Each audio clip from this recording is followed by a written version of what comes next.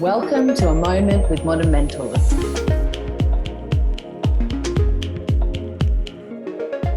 Welcome, Kate, from Retreat Yourself to Digital Collective's A Moment with Modern Mentors. Welcome, Kate.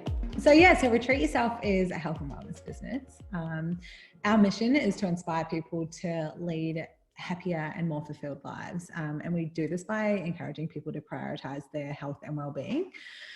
This is done through a number of channels, but primarily at the moment, it's our health and wellness subscription box. So we create a seasonal subscription. So essentially it's like subscribing to a magazine, but instead of getting a magazine, you get a box full of wonderful Australian goodies. The box isn't just about the products though. It is a really great way to discover new and exciting Australian and New Zealand brands, but it's very much around the experience of the products as well. The boxes have a wellness magazine. They have like a retreat day plan explaining how to use the products to create more healthy habits in your life. We've really created, I think when people receive the boxes, they receive that there's so much more. They realize that there's so much more than just getting a box of products type thing. So that's our main product at the moment. We also have our mystery boxes, which creates a bit of excitement. They're crazy. They sell out so fast. People love them. And we also have a podcast. We have our amazing community on Facebook. We have our online store. So we're really a wellness hub essentially, and we have multiple different arms and ways that we deliver our message to people. Amazing. And how did this happen? Like you were traveling and working and doing a whole heap of things and it all kind of came together? Talk me through that. Yeah, it really was a series of events. I think like anything in life. I get asked this a lot. There's a lot of things that kind of led to the start of Retreat Yourself, but it started when I was younger. When I had really poor body image issues like lots of young girls do in my teen years. And a lot of like self-reflection and self-work led me to realize that my issues around eating were actually stemming from a lack of self-love and a lack of self-esteem. So I started getting really interested in health and more looking at the holistic side of health. So looking at what fuels our behaviors and why we are living, like trying to focus on living a healthy lifestyle. I think in the past, there's been a lot of focus around, using food and fitness to lose weight and become smaller, but it's like, where does that come from? So I was really interested in health and working with primarily women around self-confidence and that kind of thing.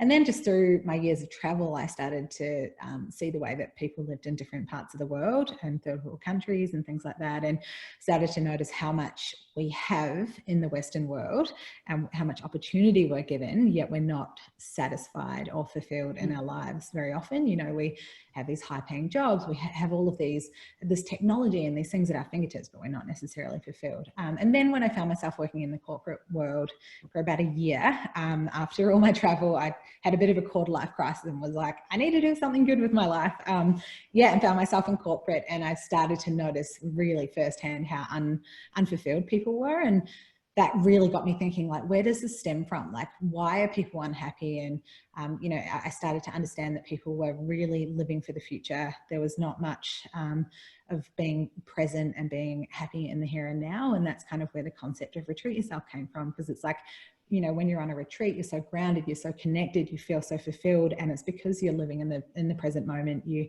are practicing things on a daily basis to make you feel good about yourself. So it's like bringing those habits of being on a retreat and putting them into your day-to-day life. Yeah, it's beautiful. I love that analogy of, it's exactly right. When you're on holiday, you have such abundance of time and you really are able to kind of focus on yourself and what you enjoy doing. It's such an escape. Exactly. The sentiment of bringing that into, your daily life. I read one of the reviews on your website, which was a single mum of 2 foster kids who just said she was kind of worn out basically, and she really wasn't able to give any more, wasn't able to feel like she could give any more. And now with the Retreat Yourself box, she's actually able to fill her cup, as she said, and make herself feel so much better and have so much more energy to give. And it's just, that's a beautiful story.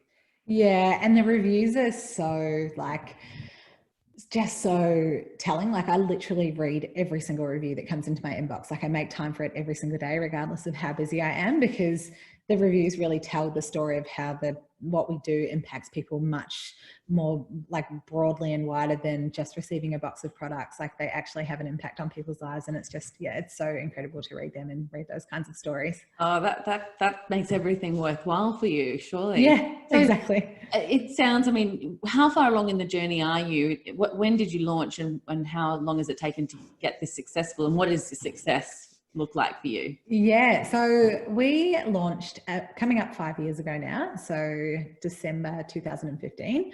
Started working on the business in May 2015, so it was a relatively quick launch.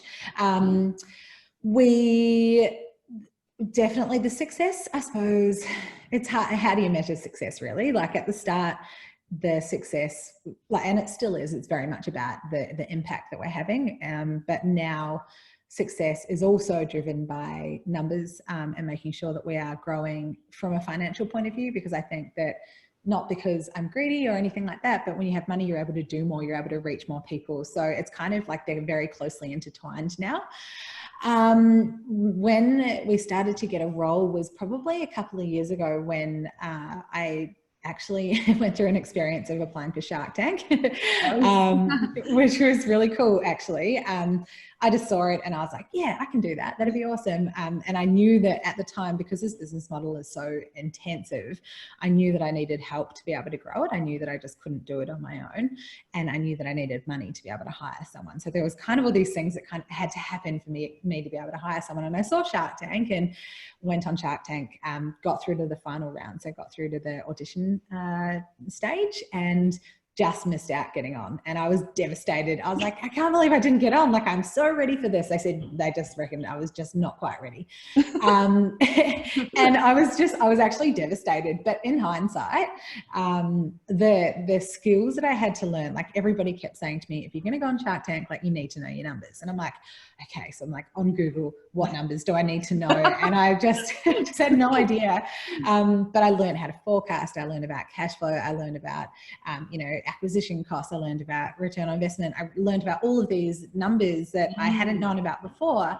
So then I was able to strategically grow the business rather than just doing it on passion. So I think that was about 2 years ago, and that's amazing. Really that's started incredible, isn't it? Yeah. That, you and could you see the quick kind of change and growth as a result of kind of getting your head around a new set of way of doing things? Oh, 100%. Yeah, definitely. Like before that, also around the time I did actually hire someone to come and work with me, I managed to sort that out as well, which was pretty awesome.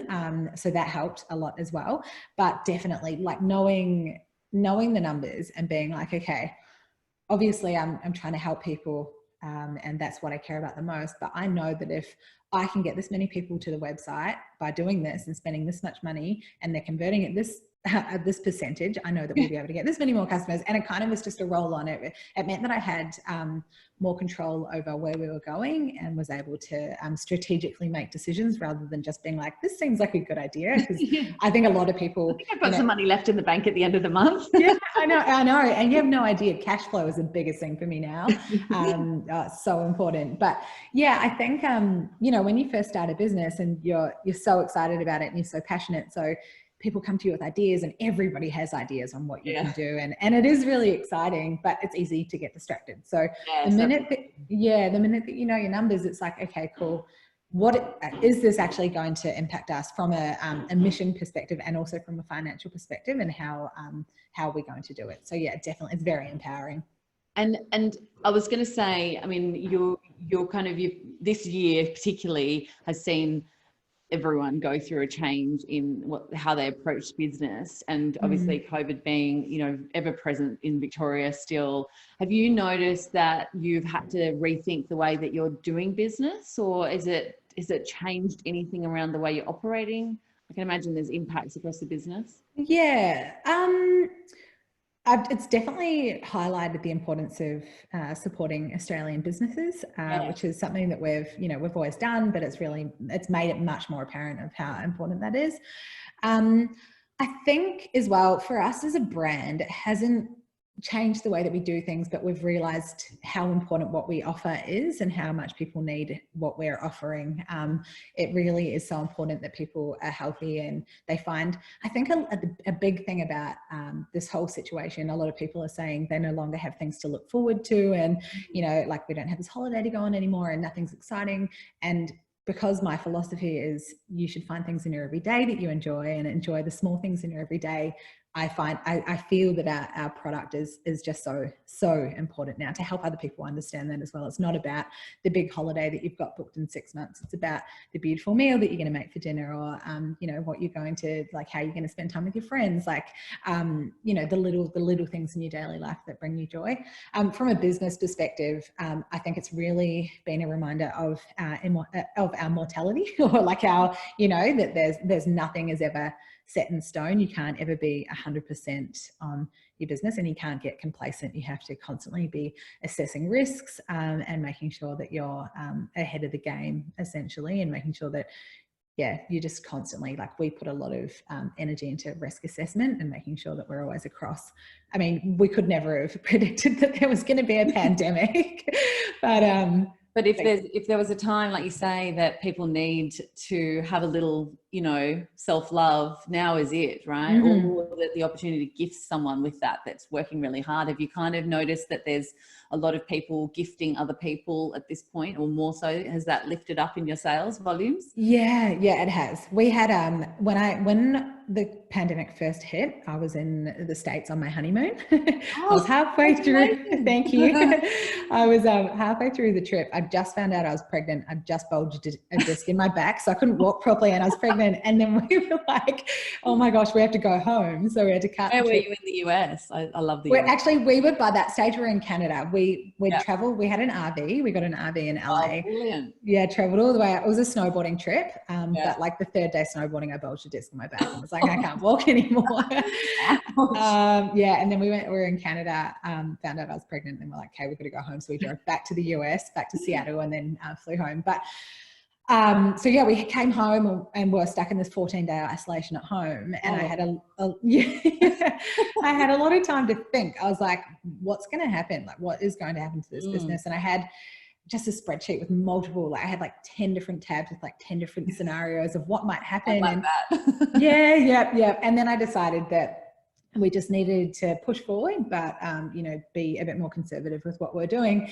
And anyway, the complete opposite happened. Our sales skyrocketed, and we just like, sales went through the roof, and we ended up having to quickly like think on our feet and like pull together another box to do. And yeah, we did a mystery box, and we sold out. I think we had like 1,000, we're selling like 1,000 boxes, and we sold out in 17 minutes. Like, it was just insane. And, you know, the opposite happened. Like, normally people it would create a bit of scarcity and urgency selling out so fast, but there are a lot of upset people. So yeah, it happened. Like, what happened was completely opposite of what we were expecting. Well, I've got to say, your price point is really great, right? It's that amazing price point, which is way under $100, only a bit over 50, and you're getting so much value. How are you able to pack a box full of 200 plus worth of product, full size product, which is such a good message as well, and keep the price that low? Do you do partnerships and contras and things like that, or how does it work? Yeah, it's pretty intensive. Like I said before, this business model is intense. From the outside, I think people are like, oh, cool. Like, you get people's products and you put them in the boxes. It makes sense. Like, you know, for the brands, they're getting exposure and whatever. Yeah. We actually, we are a B2C business. So we sell direct to consumer, and we're also a B2B business, which people don't see. We're a service-based business as well, which is where the hugely intensive side of it comes in. We have over 100 brand partners per year, and they all have extensive marketing partnerships that we offer them. So, and we follow through the partnership over a period of about 3 months' time. So at any one time, we will be operating on 15 to 30 brand partnerships. So wow. Yeah, so it's really full on, and that's that includes negotiating what their offer is, where it goes, how it is marketed, what the creative looks like. I can imagine with 30 odd and 100 in total. Do you have account managers managing them all? Yeah, we do. Yeah. We have lots of very intensive systems and processes in the back end to make it all work. So nothing gets missed. And Yeah, so that's how we're able to get get products, because we're not just asking them for their product. I think early on, I was like, oh, cool. Like, we'll just ask people for a product and put them in the boxes. It makes sense. I was kind of naive to it too, but you can pack and send. It's fine. Yeah. And then as time went on, I was like, okay, as a business, you need to be able to see ROI. And people were asking, what's the return on investment? And I was like, well, it's very hard to track sales, especially if you're a business that your objective is to get people in the store. Like, we're not able to track sales. How can we deliver tangible results to you without being able to say, yes, you're going to get 1,000 sales out of this? So then we started to work on partnerships that delivered actual tangible results. So growth in email lists, growth in Instagram and Facebook followers, professional photography, like social proof that they can use on their pages, reviews, reporting, all of that kind of thing. And we put together a real package that we can offer to brands that provides us so much value. To value. Yeah. So the brands that we work with, we have lots of repeat brands. Once they speak to us, they know that it's a no-brainer to do it. And yeah, but it's definitely a lot of changes, doesn't it? It goes from you going out to the brands to try and convince them to come in, to now probably brands coming to you begging to get involved. Is that the dynamic? Are you finding that you've got more choice and better quality products as a result? Definitely. I think the trouble that we have faced and we've had to push through, one of our hurdles has been that the subscription box industry doesn't necessarily have a good name from, for brands. You know how like you get contacted all the time by energy companies and you're like, okay, just like stop calling me. Like, I don't want to hear. I think it's the same with subscription boxes. A lot of subscription boxes do just get the product and they put it in the boxes and they send it out. And there's how do the brands know that that's had, that there's been any kind of impact from that? So the brands are kind of like, well, you're just asking me for free product now. And a lot of boxes also ask for free product. We don't do that. We do pay a percentage of the retail price. So we pay money and we also offer these partnerships. So the hardest part for us is getting that cut through. So once brands know and they tell, their other friends that have businesses and things, we've started seeing more momentum and people are approaching us. But it was really hard to get through that period of time. It's like, how do we cut through? Like, how do we make them open our email and talk to us? Because we know what we're offering has so much value, but it's not until they get on the phone that they're like, and now definitely we have people that are now you're established, you've got your 2,500 plus 5-star reviews. I mean, those things are gold in a business world, because you've obviously got so much validation and social proof. What does that leave for you? Because is the subscription box market quite cluttered in Australia? There's definitely boxes popping up all of the time. There's a few leading subscription box businesses that do it really well.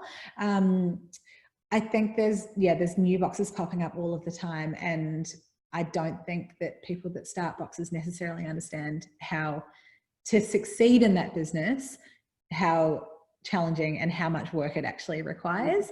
Like, I'm all for it. If you want to give it a crack, go for it. But it's really a really challenging model. I'm actually starting working on another project at the moment, which will launch next year, which is manufacturing. And I'm like, no. I know everyone keeps saying like, why don't you do a baby box? And why don't you do a pregnant mum's box? And it's like, if you knew what goes on in the back end, you'd know that we cannot, like, to create more boxes is so much more work. So no, it's actually a completely different business, but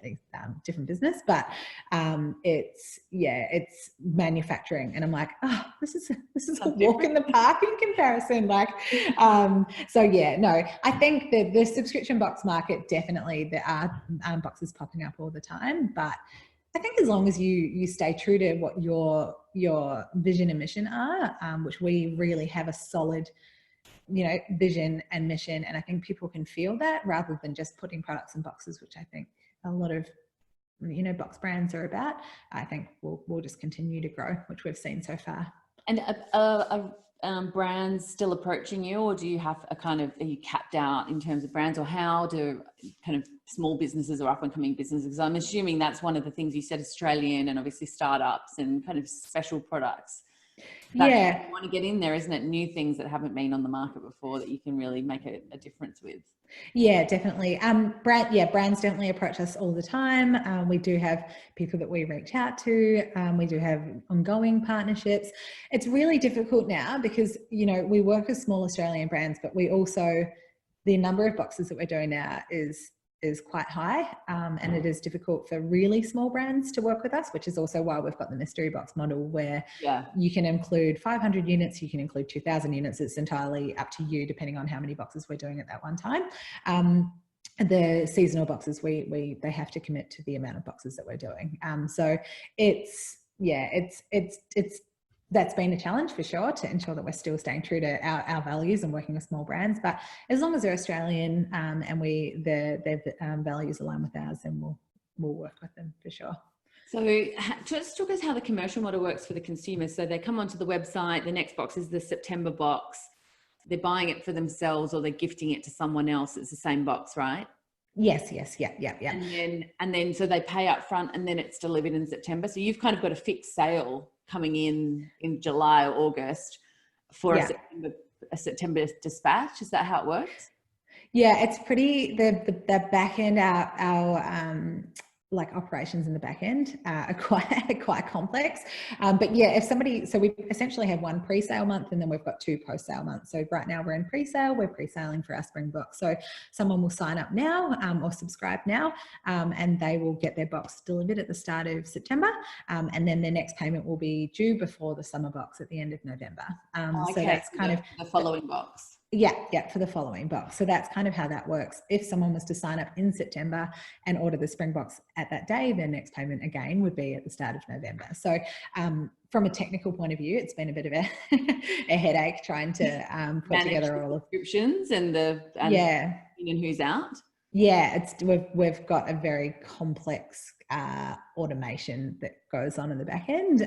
But yeah, it's from a customer point of view, you sign up and you get your first box delivered right away. If we're in the midst of that season, if you're in pre-season, which we are now, you'll get it delivered when that season starts, and then your payments will align with all of the other subscribers. The back end, talk us through that a bit, because that sounds really interesting to me, and I'm sure it'd be interesting to a lot of other listeners. Yeah. Is it payment gateway? Is it Stripe and a subscription model, and then you've got to make that talk to a platform that kind of organizes the product? How does it work? Yeah, so basically we have, like the normal payment gateways like Stripe, PayPal, Shopify payments, that kind of thing. It talks into our subscription program.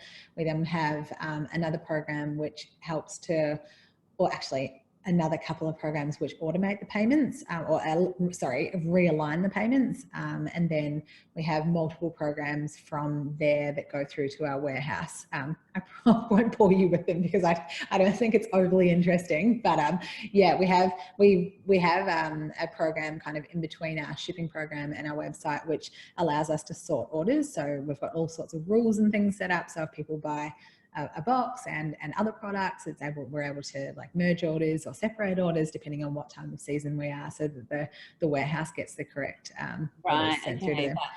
That's where it gets complex, because you've got some orders from one season and some from another. Yeah, it's just, it's a little bit to go into it. It's pretty complex, but this program that I found is amazing, and it's a guy actually emailed them and I was like, this program is a godsend. Like, thank you so much. And I love getting in there and like setting up rules, and I'm like, is it going to work? And I do a test and it works. And I'm like, yes, it's the best feeling. You sound very hands-on in the business. Do you think that's important? You obviously started the idea and you were one person and you employed a second person. And now how many people are you? We're a team of 6 in-house, and then we have contractors that we work with, like our designer and our digital marketer and that kind of thing, and then we also have our warehouse as well. So our team, bigger team is probably about 20, but our team in-house is 6. Yeah. And I've seen from the website that you've got these amazing shots of you in the warehouse packing and all the boxes around. I mean, that must make you feel so proud. Yeah, it's pretty awesome. It's really cool. And I think when you're in a business journey, it's, I don't know, you go through the motions. Like at the start, you're like, when I get to this point, it's going to be amazing. And like, when we've got our own warehouse, and then you get to the point that you've got the warehouse, and you're like, cool, got the warehouse now. What are we doing to push forward next? You know, like how are we moving forward? And I suppose it's really important to stop and take those moments and be like, look how far we've come. Like, this is amazing. So yeah, but you've got to remember to have those moments. Otherwise you get swept up into it all. But yeah, I think what I was saying before, what my observation from just our conversation is that you're quite hands-on. And do you feel that that's important to the business? Is that what kind of is key? And really, when you say you've got a kind of integral team of 6, that sounds like, you know, very intimate. Yeah, definitely. I am very hands-on. At the moment, I won't be in a few months when I have my baby. Wow. When's the baby due? November 22nd. Oh. Yeah. I know. So we're 4 months away now. Yeah. But yeah, so I think because I understand the business model so in depth, and I understand all of our systems and the you know, the technical side of everything, that I'm now really trying to set up. Like we've got, like I said, we've got really extensive systems set up in the back end in terms of project management and task management and that kind of thing. So now it's just fleshing out those process documentation, so that other people can start to think a little bit like how my brain does a little bit more, I think, because I've been in it for so long, I know what works and I know what's not going to work and that kind of thing. But I know what the customer wants. Is that, do you know? Do you feel like you're very intimate with what the customer is about and who she is? Or I'm assuming it's a she. Is that a she? Yeah, it's definitely a she. Yes. Yeah. We do have men, actually. I had a guy who, his wife gets the boxes. He's a farmer, like out on the way to Falls Creek somewhere. And he emailed and he said, he tried calling me a few times at late at night or on a Sunday or something. And anyway, he was like, I've got this idea. I think you should do a men's box, and sent me through. That was awesome. He sent me through this email with all of these ideas, and he's just he's like, of course I wouldn't tell my mates down at the pub, but he was like loving it. So we've done a men's box before, like a limited edition one, and it's definitely something that's on the cards. But right now we primarily target women. I think the world's changing, and men are becoming more interested in wellness and understanding the importance. But so far it's been a bit more like of a woman's world, really. But I definitely am very closely, I was doing the customer service for so long and actually talking to the customers, and my mindset around that is talk to them as though they're your friend. So I got to know some of them, and we've held events and we've had community members at photo shoots and that kind of thing where I've actually got to meet them. So that's so important. Like there's no point in making a product or doing something if your customer isn't interested. So it's really important to know what they want. In terms of how you kind of evolve the business and where you go from here, I mean, what's next look like for you? A lot of the growth so far has been vertical. So it's been growing our subscriber base and, the people that are buying our seasonal subscriptions. And the reason for that is because we had to get to a certain point in order to be making enough profit to be able to invest more money into areas of growth. So that's been a huge focus for us. Now that we've really got that momentum and we've got that growth happening, my job will be stepping in and working on projects to help more horizontal growth. So our vision, like I said before, is to become a wellness hub. Like that's what we want. We want to be the place that people go to for all things wellness.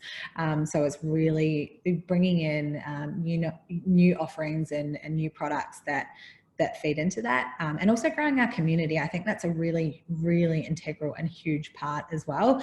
We want people to feel like they're a part of something and they're a part of something bigger than themselves. I think a lot of people lack connection in this day and age, which sounds silly because we've got phones and we've got the internet and we've got all these things that tie us together, yet people are feeling more disconnected than ever. So I think the more people feel connected to other people in the community and also our brand, the more that they see that we're about them and not just about creating stuff for the sake of it, the more we'll continue to grow. So my role is really going to be, once I step out and step back in, will be projects and horizontal growth. So how can we broaden what we do and kind of establish ourselves more in the wellness industry? Is there any reason why you can't become an international business?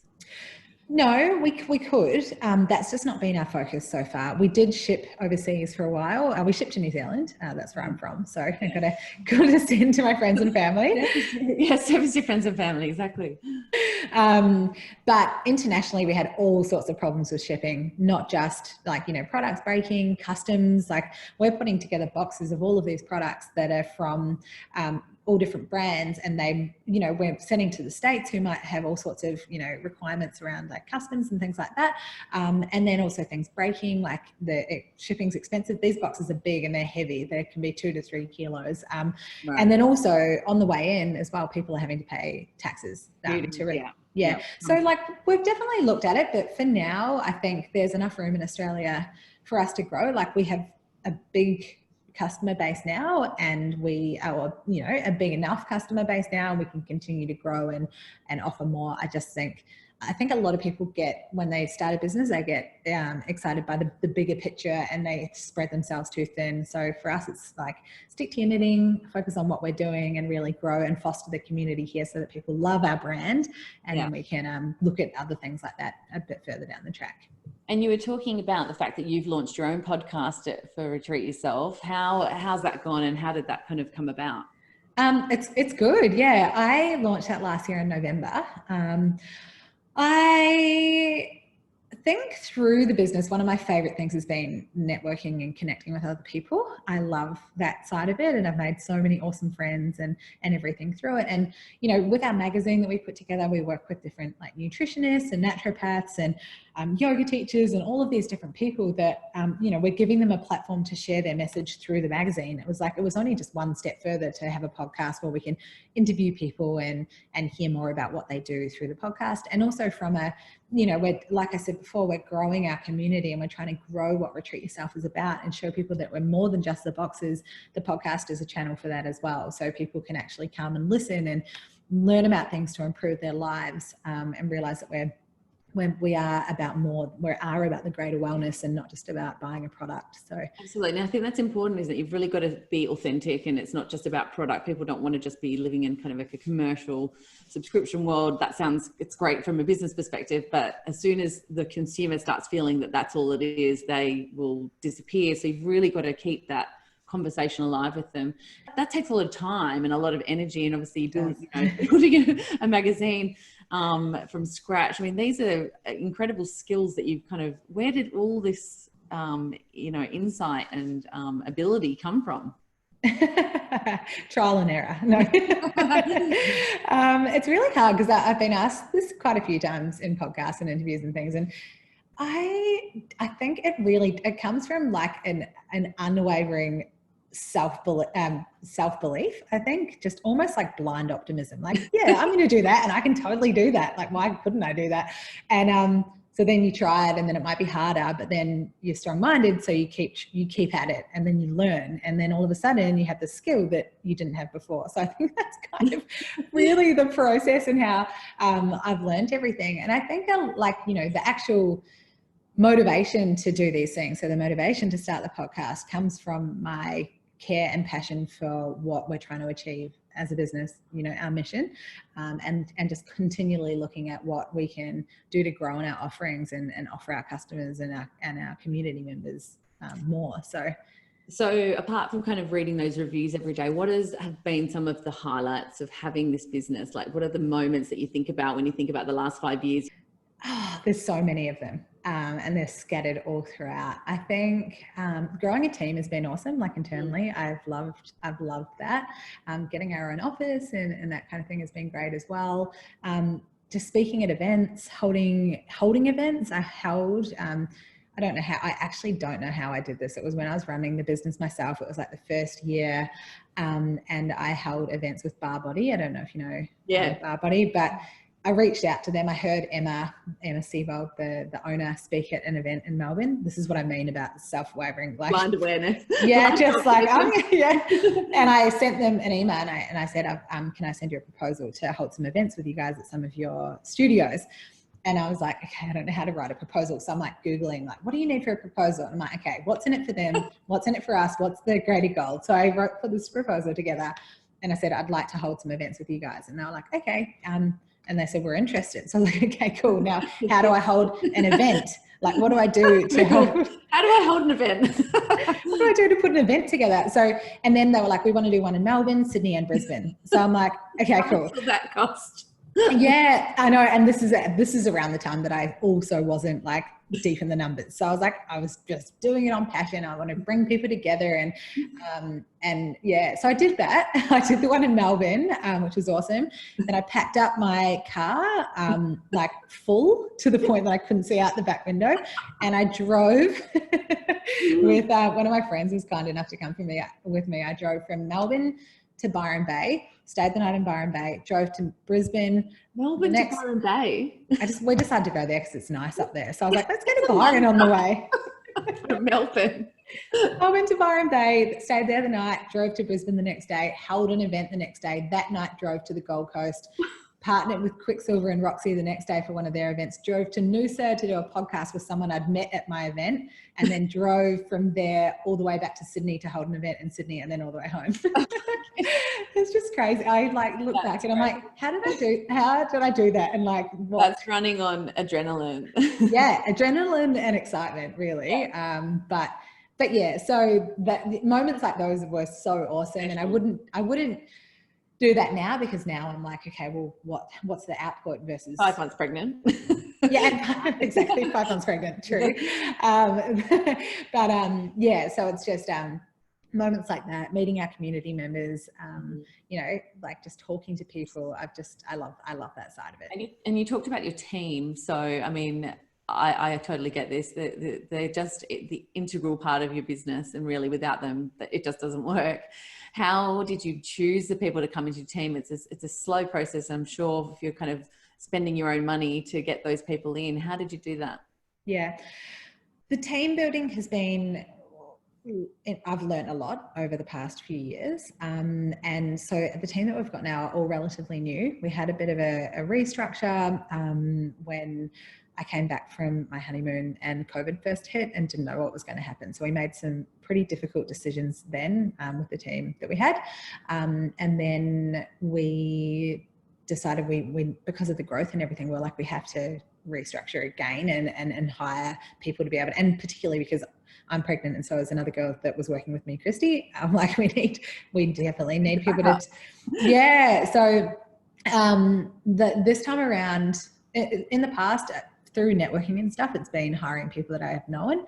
And then this time around, I was like, we have to hire properly. So we put advertising on Indeed, we put advertising on LinkedIn, also out to friends and people that we knew as well. We had a form that people had to fill out answering questions about their strengths and their weaknesses and everything like that. Then we shortlisted, did a whole bunch of phone interviews. We shortlisted again. We got people in for interviews in the office, and then we did reference checks, and that's how we chose this time around. I wanted to find a way that we could find out, and in the interviews we asked lots of questions around how people think and how people would manage certain situations, because this job is very much thinking on your feet. Things change all the time. You know, working in this business is very fast paced. And so we needed to make sure that we hired the right people. We want a team of people that are awesome and that can do the job, and we can all have fun and also put our heads down and get everything done. So yeah, it was so important that we found the right people. So that's why we put so much into the hiring process. And you outsource some people and you have hired some people full-time. What kind of roles do you need full-time versus which ones you hire outsourced? So customer service obviously is one, like marketing and social media, community management, client management, so sourcing brands, like managing the projects and that kind of thing. Then we've got like operations and support, which is pulling everything together, all of the administration that happens in between, which is a lot. And yeah, they're essentially the main roles that we have. And then we outsource, like I said before, our design and our digital marketing as well, and our warehousing too. So we only have 15 minutes left, so I want to get into kind of some questions about you personally, if that's all right. But you know, okay. You're a business owner, you've got a baby on the way, you've got a husband, I think you've got a dog, you've got lots going on, you've got a team of people that, you know, report to you.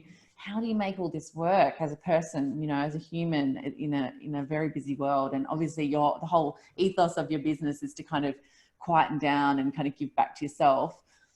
How do you do that? Well, I have good days and I have some not so good days. No, generally, no. I think for me, I'm lucky to be naturally very energetic and fast paced. Like I am a fast moving person. I just get in and get it done. Like it doesn't take long for me to make a decision. Like when I bought my wedding dress, I went to one shop, found one dress and bought it on the spot. I was like, I don't have time for this. So that's how I operate on a day-to-day basis, which I think is a godsend for this. I have a lot of energy and I love what I do. So I don't mind putting the energy into it.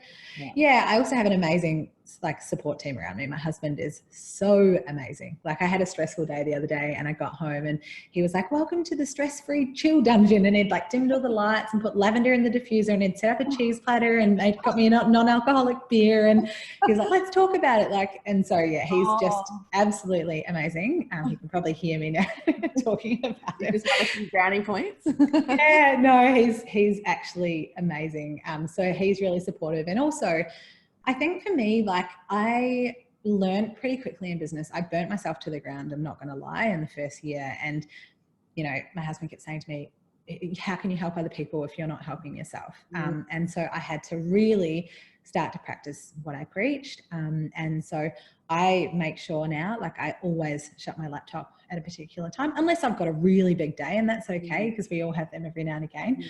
I get up in the morning, I do some exercise, I go for a walk on the beach, I make beautiful food every single day. Like I prioritize, and it might change when I have a baby, and that's okay because that's life, it's continually changing. But yeah, I just make sure I know I'm very reflective and in tune with myself. I know when I'm going down the gurgler a little bit and I stop and I reflect and I'm like, okay, cool. I pull myself back together. And I think that's how I manage everything because I just have to be self-aware.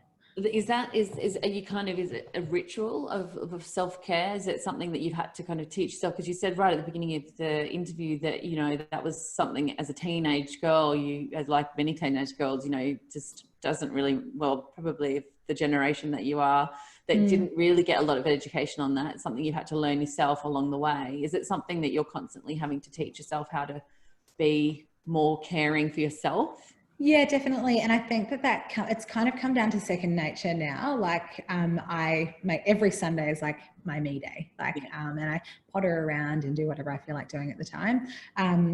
I am very self-reflective and I make time for that. Like in the morning when I go for a walk, I used to listen to podcasts and stuff, but now I just like walk with no music and I reflect on everything. And it's like, why did I behave in that way? And was I being harsh to people around me or to myself? And where was that coming from? And it's really become second nature now.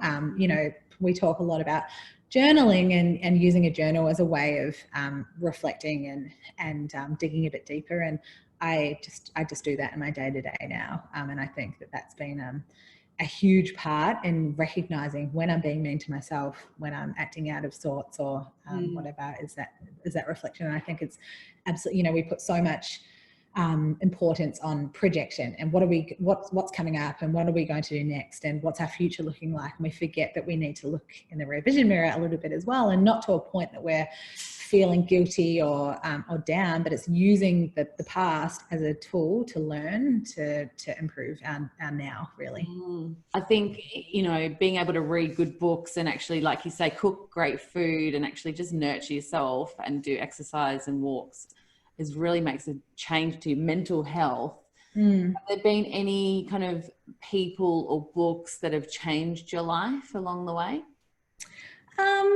People, I would say my parents, that, you know, they have been such an integral part of who I am. They're so amazing.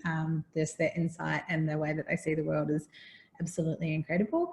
And books, I tend to read a lot of personal development and spiritual books. I think that the greatest tool that you have in life is you. And the more that you work on you, not in a vain way or an egocentric way, but in terms of, you know, working through your your demons and your crap, because I think that's what crowds, you know, the way that you view the world. And, you know, if you change the way that you view the world, you have a much more enjoyable existence. So in terms of books, I love Eckhart Tolle. He has a book called The Power of Now, and it's very much about living presently. And I think that's a huge, something that's really carried through into many areas of my life.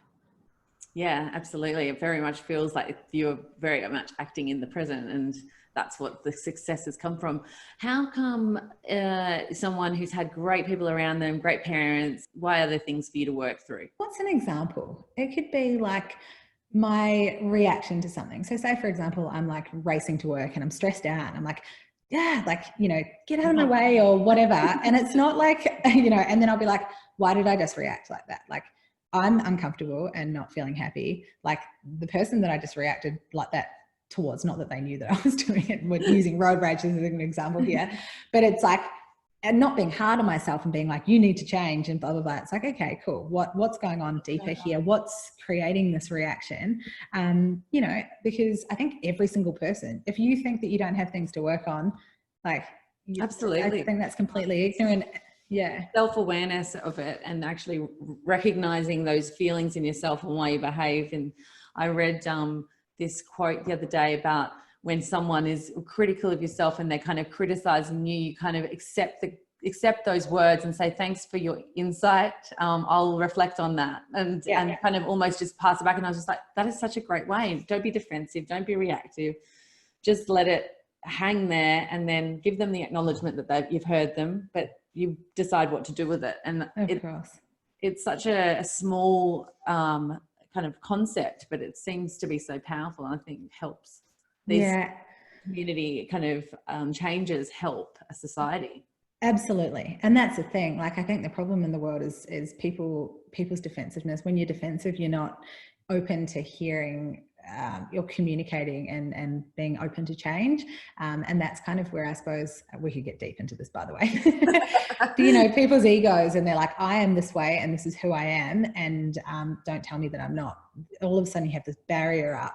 And that means that there's no compassion and there's no change. Yeah, exactly. So I think, you know, don't be hard on yourself, but allow yourself to reflect and be like, okay, you know, what is the way that I'm feeling in my day-to-day life helpful to me? And is it helpful to other people? And if it's not, cool, what can I do to change it? And why is it like that? I think, I just think that that's the foundation of living a happy life. Do the habits of kind of the walks and the food and the rituals like that, are they the things that kind of help you in your day-to-day? Are they the motivators that kind of keep you feeling healthy and well and mentally kind of stable and, you know, alert and also able to run the business? Or are there other habits that you kind of attribute that calmness to? Definitely eating healthy food helps. I have a crazy brain. My dad diagnosed me with ADD when I was young, and I never got properly diagnosed, but definitely I've done a lot of research into it, and my brain feels familiar. Yeah, totally. I think a lot of like entrepreneurial type people are quite similar. So I can get so easily distracted and just unfocused and everything. But yeah, so food, I find that food, if I'm eating junk food or too much sugar, like my brain is like, it's like there's a cloud in there and I can't think straight. So food is probably the number one reason I eat a healthy diet is for my brain. Like, it's why I eat healthy. Then routine, I reckon, is a huge one for me. You know, I've got a lot of friends that have started businesses and they're like, oh, you know, I get up and I just work in my pajamas. And I'm like, that's your number one thing. Like, I get up at like, okay, I try to get up at 6. At the moment, I'm struggling because I'm pregnant and I'm tired and fat. But normally I'll get up at like 6 or 5:45 and go to the gym or whatever. Now things have slowed down a little bit being pregnant and also being winter. But making sure that I get up and do something in the morning and start at a particular time. Like, I'm like, cool, I'm going to be at work, and it helps having an office now and staff as well. But I'll be at work by this time. I'm going to clock off at this time. This is my routine. I plan out my whole week before the next week and put everything, you know, against times and everything. That helps to keep me sane too, because I feel like, not that it's about having control, but I feel more in control of what's going on, and I'm able to have more clarity. Yeah. Yeah, I absolutely agree with that. It's easy to kind of let the day drift if you don't have certain kind of markers throughout there that kind of keep you on track and in a Totally. normal And operating. it's overwhelming. Like if you don't have your day planned out, you get overwhelmed because there's 50,000 things you could be doing. And it's like, oh, where do I start? Whereas if you've prioritized and everything's planned out, then yeah, totally. It's way, That's way more exactly what I was manageable. just going to ask you. I was going to say, you know, when you do get overwhelmed and when you feel like there's just too much on or you can't get your head around how you're going to get through this week ahead, what do you do? Yeah, I find that I'm actually not so much like I embrace things going wrong and change. Like, yeah, I definitely, I think for me, I'm like, okay, things are going wrong. How can we turn this up into an opportunity, or how do we change course? Like, I actually thrive in those situations. I kind of, it's like you got to go into problem solving mode and like just get it done. For me, the overwhelm comes from looking at the bigger picture. Like I said, I had a meltdown last week when my husband set up the chill dungeon or whatever it was called. Full meltdown, and it was like I was just like, the business and this new business that I'm starting and the baby on the way and all of these different things. And it's because I hadn't stopped and thought about it and like, reflected on all of it. And I suppose looked at how important each of those areas were. Like I was getting overwhelmed about the most stupid of things. Like, why are you worrying about that? But I hadn't given myself the time to reflect on it. But yeah, when things go wrong, there's definitely a moment of like, but then it's like, cool, what are we going to do? Like just straight into get it done mode. And I kind of like that. I definitely do have like, I'm definitely human. And I do have moments where I'm like, holy shit, how the hell am I going to get through all of this? Although a lot of the time that I have those meltdowns is when I'm tired and I haven't been eating well and I haven't been prioritizing me. So when I do have those moments, it's putting things back into perspective. It's like, what is the worst thing that can happen here? Like, why am I, and like really putting it into perspective. Because I think often when we get overwhelmed, it's because we're just, the bigger picture is just, it's too much. So it's like, and then breaking it down, like, what can I do now? And just doing one piece at a time. And what can I do now? What can I do after that? And breaking it down into tiny steps. And then also just being mindful, like, okay, I'm getting so wound up right now.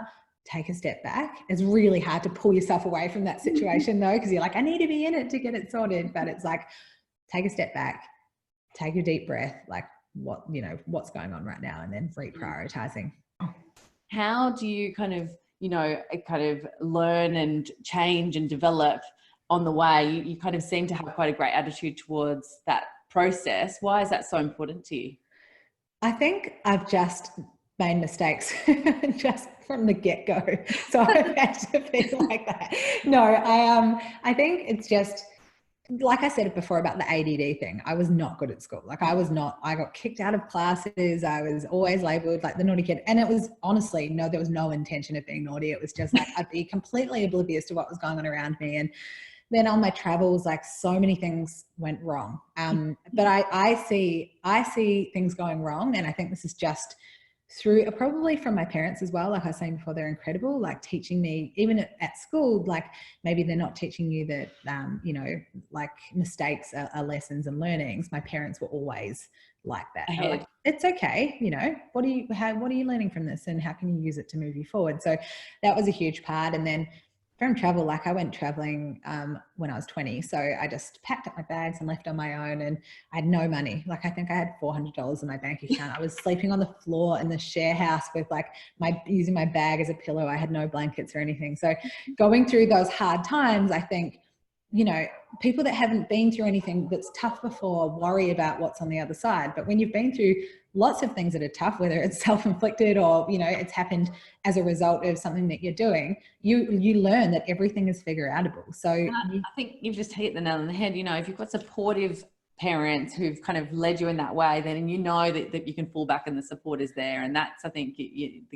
integral part of what you're saying is that support and people around to give you that messaging. Yeah. And I think you just learn that like everything's going to be okay on the other side. Always. It always is. As long as you have the right mentality and attitude and you're able to pick yourself and learn and continue to grow. I think, you go to the gym, and when you first start at the gym, everything is so friggin' hard. Like it is so hard to do anything and everything aches and everything's painful. But the only way that you get stronger is by pushing through that pain and going back and learning, you know, and doing it time and time again. And I suppose it's the same with like life skills. Like you just have to go through the crap sometimes to learn the skills to continue to grow and get better at it. So awesome. And on that, do you have kind of a mantra or a philosophy that you live by? Is there some kind of vision, word, board that guides you? I think my mum actually was the one that used to say this to me a lot, but she's like, trust in the process of life. Just trust that everything's going to work out the way that it's meant. And that's, I think, what is really at the core of all of it for me. You know, that's where the self-belief comes from. It's where the motivation comes from. It's just trusting in the process and trusting that I know what I need to do and I know the answers. So yeah, it's definitely something that drives everything that I do. And the right ones will come to you. Exactly. Yeah. And I guess wrapping up, because we're dead on an hour and that's okay. but our final question, I just, you know, we're at a bit of an importance moment in time, and I wondered, having thought about what's going on around the world and obviously here in Australia and in Victoria particularly, is there something you would like to say to people out there? Is there a big message or a big thought that you've had at this moment in time that's really kind of struck you? I think something, and this is what's driven Retreat Yourself, and it's driven, you know, everything that I do, is that I think the biggest thing that I want to say to people is not in a gloomy kind of grim way, but life isn't promised, you know, like tomorrow's not promised. Next, you know, this afternoon's not promised. Like, make the most of right now. You know, those things that scare you, go and do them. Like, you know, just live for now is my biggest thing. And I think, you know, I've read interviews with elderly people that in nursing homes that have been dying and stuff. And they're like, you know, tomorrow's never promised. Make the most of the moment that you're in, because like, if you're constantly living for the future, you'll get to the end and look back and be like, what was all of that for? Like, what did I actually do? So live in the moment, do the things that scare you and make the most of it. Brilliant. Thank you. That's all right. Great chat. Yeah, really, thank you. Speaking to us today. Yeah, thanks so much for having me. Thank you. If you enjoy this podcast, subscribe via your preferred podcast platform for more episodes of A Moment with Modern Mentors.